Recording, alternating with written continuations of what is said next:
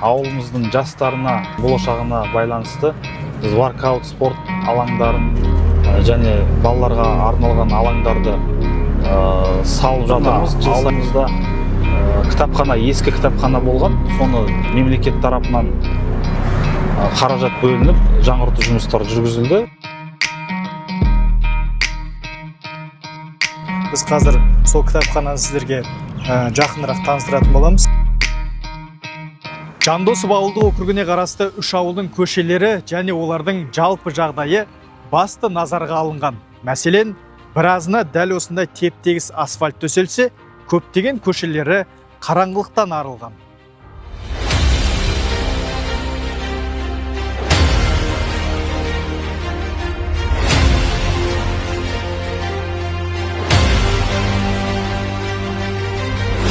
Алмас Ғалымжан, ол енді кез келген ауылдың көркі көшесінен басталатыны белгілі. Осы ретте өзіңізден сұрарым, өзіңіз басқарып отырған Жандосов ауылдық округіне қарасты елді мекендердегі көшелердің жағдайы қалай қазір? Қандай жұмыстар атқарылып жатыр? Енді Жандосов ауылдық округі бойынша көше жөндеу жұмыстарын айтатын болсақ, ауыл ел бесігі бағдарламасы аясында мемлекет тарапынан қаражат бөлініп, облыс және аудан әкімінің қолдауымен біздің ауылдық округ бойынша 26 көшеге орташа жөндеу жұмыстар жүргізілген.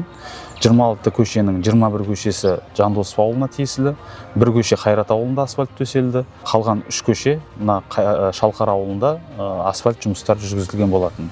Қазіргі таңда біз Қонаев көшесінде тұрмыз. Осы көшеге де орташа жөндеу жұмыстары жүргізіліп, қолданысқа берілді. Енді бұл бағыттағы жұмыстар алдағы уақытта жалғасын табатын шығар. Енді қандай көшелер жөнделуі мүмкін? Біз ең алдымен әлеуметтік нысандар бар жерлерді асфальт жасап, одан кейін қаражаттың бөлінуіне сай, ары қарай кезең-кезеңмен қалған көшелерді асфальт жасайтын боламыз. Енді ең бір өзекті мәселе түнгі жарықтандыру. Бұл бағытта сіздерде қандай шаруалар атқарылды?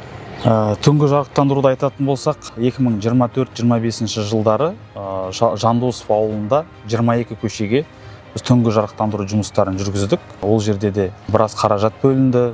Қазіргі таңда жұмыстар толығымен аяқталып, қолданысқа берілді. Одан кейін Қайрат ауылына да 2 шақырымдай түнгі жарықтандыру жұмыстарын біз жүргіздік 2025 жылы. Енді қазіргі таңда қолданысқа берілген көше толығымен қазір жарық шамдары қосулы жанып тұр.